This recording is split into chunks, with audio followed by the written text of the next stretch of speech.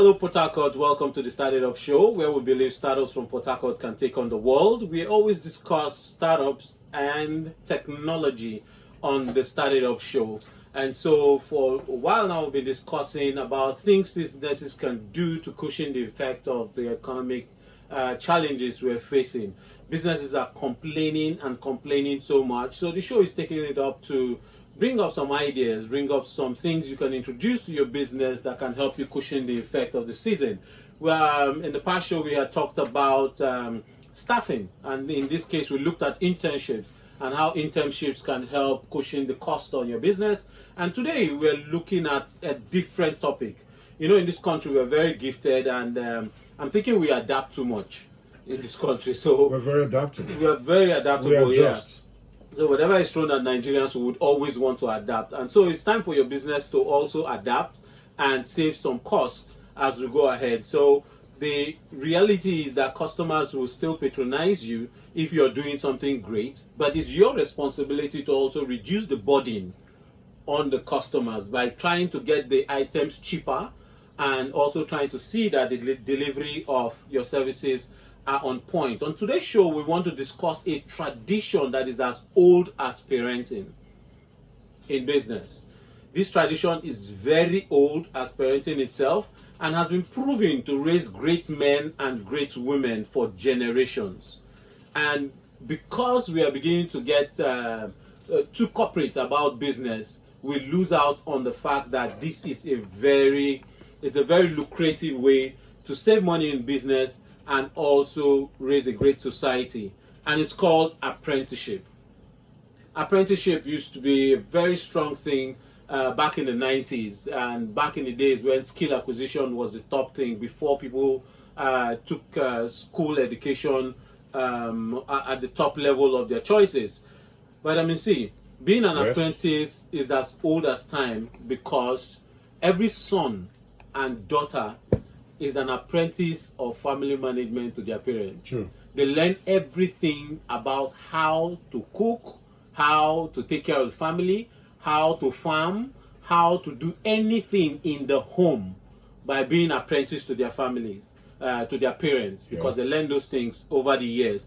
But in business, you have to leave home and go learn a particular business or trade under someone, then build up your own and become your own success. Our guest on today's show has been an apprentice for 8 years, learned the trade, and has groomed and settled several apprentices over 25 years. Wow. And so he's here to discuss about apprenticeship and tell us what we need to know and how apprenticeship in business can help you change the narrative of your business at times like this. Welcome, Mazi Abonchuku Eze. Good afternoon. Good morning. Sorry. Good listeners of River State. Okay, so you're welcome to the show. Now, the topic is around apprenticeship, apprentice. So let's start by first understanding, how did you become an apprentice?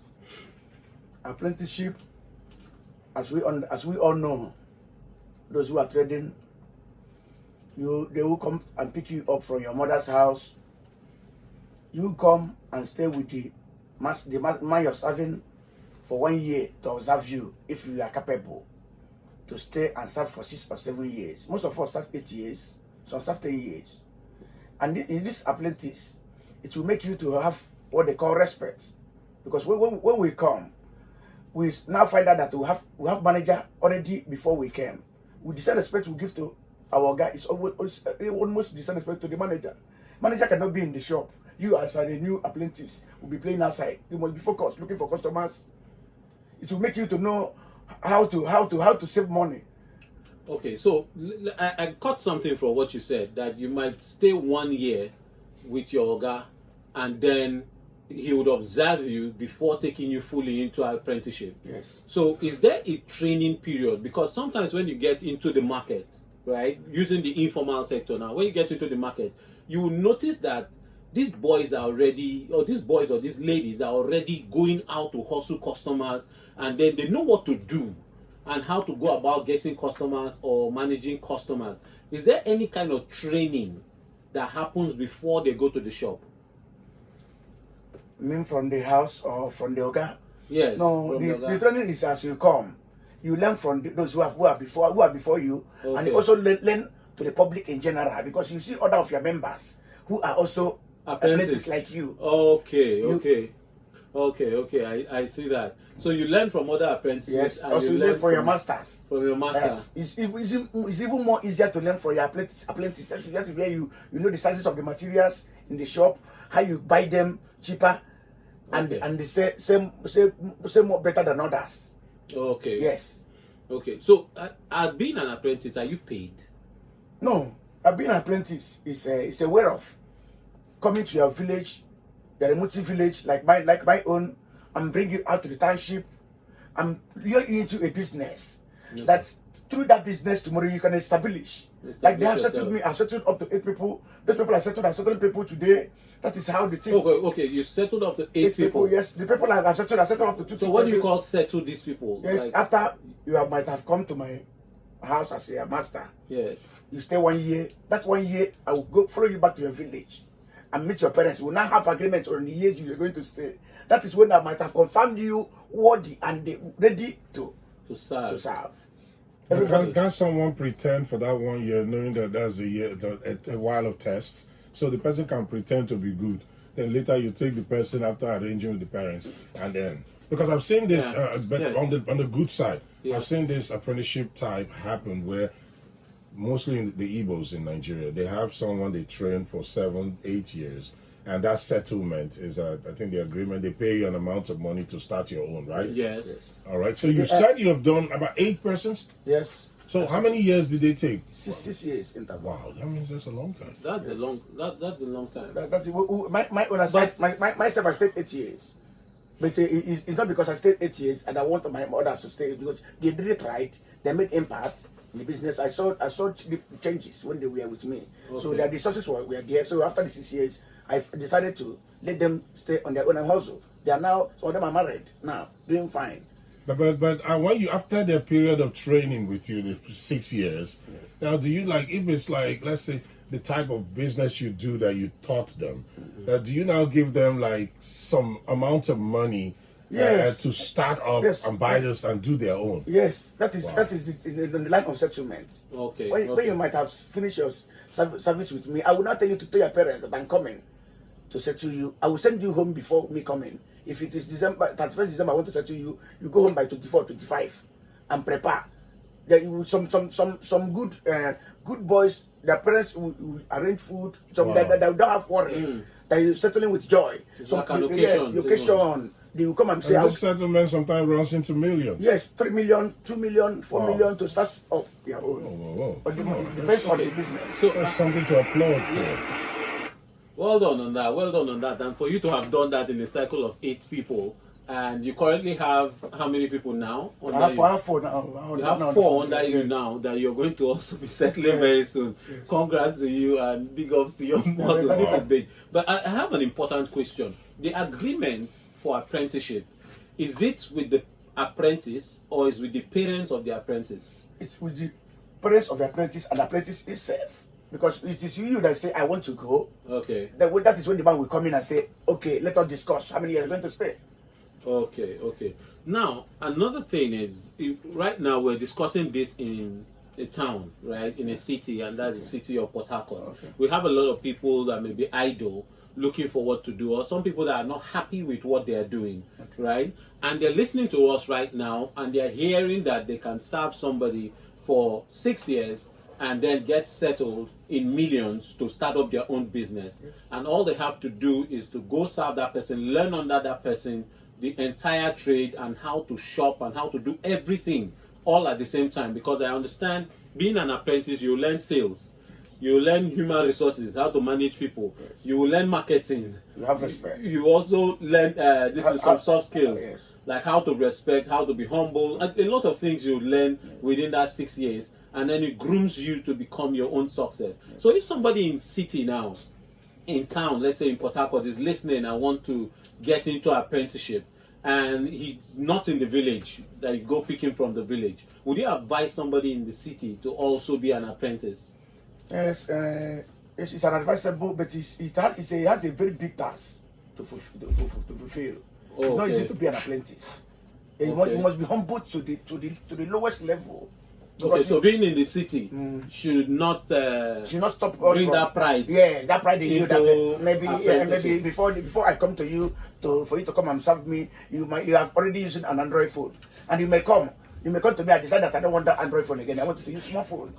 Okay. That is the line of service for you to showcase that you're humble, that you have a target where you are going. Okay. You have to obey and still low. To this. Okay, I see. So there's a lot of discipline to deal with. Yes. You must have the discipline. Guide. Oh, that's a lot. So, but do you have to stay with the owner of the business? Like, do you have to stay in your guy's house as an apprentice? Yes, you must stay with your boss because in the morning you wake up at 5 o'clock and wash the cars. After washing the cars, It's part of the training. Yes, you wash the cars. Yes, now. Lucas, are you surprised? Don't you see in Chinese movie where, the master is training you how to defend and all this fight? You will start from cleaning the wall in a particular way like this for months. You'll be cleaning. If you don't clean it like he whips you, you will clean it like that pattern. Then before you start training the fight, you now see that cleaning helped you to know how to defend and conjure some kind of fight. Like in our nature. You see, we call them umu boy. They wake up very early in the morning. They carry jerry can from down floor for the 4-story building, fetching water. That is work of an apprentice. Anybody you see that serving on nature, you must see the person with muscle because he must jack water from first floor to. If you are saying number 4, you must jack water from number 1 to number 4. If you are saying number 1, number 2, number 3, no, they have 4-story buildings. Yeah. So all this is a part of the apprentice. Okay, so it's interesting to know that there is so much discipline and there is so much hard work in being an apprentice. Yet, people are still going ahead to become apprentices. Yes. And the success story from apprenticeship, it's really huge. It's really huge. Like, I can share a short story. I know some people from Ogunabali when I started in tech back in 2000, 2000, when I started in tech. Ogunabali is that old. Yeah. It started from my one. A lot of them were stationery shop owners in my one, and then moved to Ogunabali in the early 2000s, right? And when I go to buy items from them, I know the early owners of businesses there, and the boys that used to be their apprentices.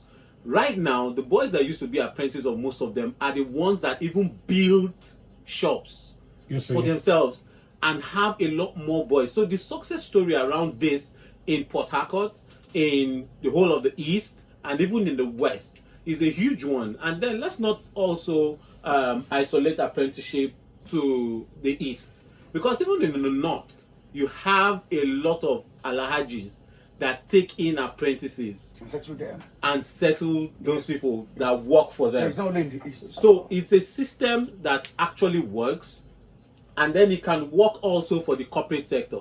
So even if you have a business that is not purely buying and selling business, like you have in the informal sector, but in the formal sector, blue collar, white collar jobs, you can have somebody come in as an apprentice to learn marketing, to learn sales, to learn any kind of skill within your business, and the person becomes your eye in the business. The person becomes another version of you driving your business, and then you can settle that person.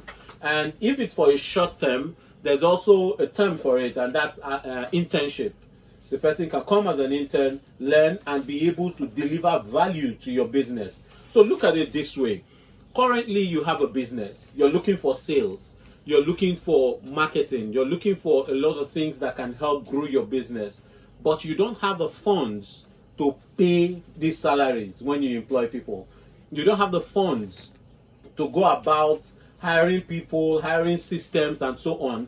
You can actually take an apprentice that can help you grow your business. If you were making 100K, you can grow into making millions. And because these apprentices, 1 or 2 persons you take, would grow the value of your business, you would have enough money to settle them and then move ahead with your business. So it's a very vital part of it. But before we round up, let's look at one challenge let's look at 1 or 2 challenges that you can have as the owner of the business when you take in apprentices? Because somebody might be listening now and saying, it's not a bad idea to take an apprentice for my business.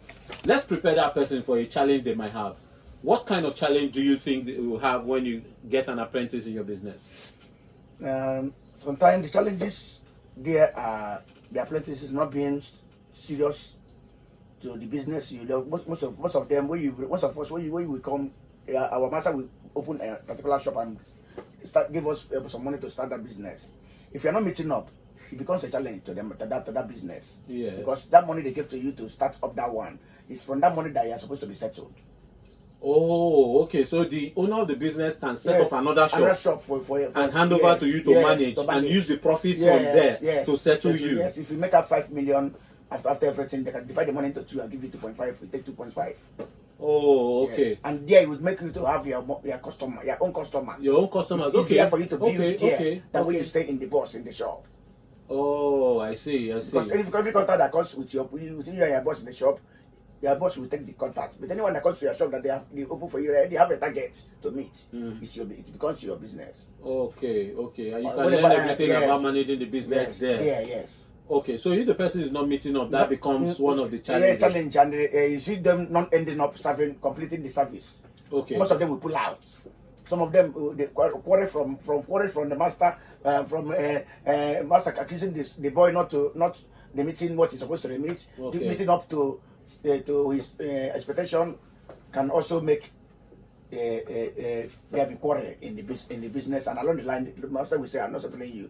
You did not make out anything." That is how quarrel comes. So everybody. So that's the major challenge. Yeah, with That's the major challenge. Yes. Managing the the themselves. yes. Okay, so if you've been listening to us, this is the STARTITUP show. We're discussing different things you can do to support your business at this time. And in our today's topic about apprenticeship, we're suggesting that instead of hiring a lot of staff, you can consider, depending on how much revenue you make, you can consider cutting costs by getting an apprentice from anywhere and then training these apprentices and guiding them and showing them the ropes of the business and helping them get to a point where they can manage the business for you or help you expand the business, and in turn you can settle them for that growth you have experienced in your business. So you may want to consider apprenticeship and go ahead, ask questions about apprenticeship, get to dig more into the concept of apprenticeship and how successful it is before you get into it. This is the STARTITUP show with Bruce Lucas, and see you next Tuesday, 9:30 prompt. Thank you, Vitamin C, for having us. All right. Thank you for coming. Thank you, Mazi Abunchuku Eze. Thank you, and welcome. Oh, ladies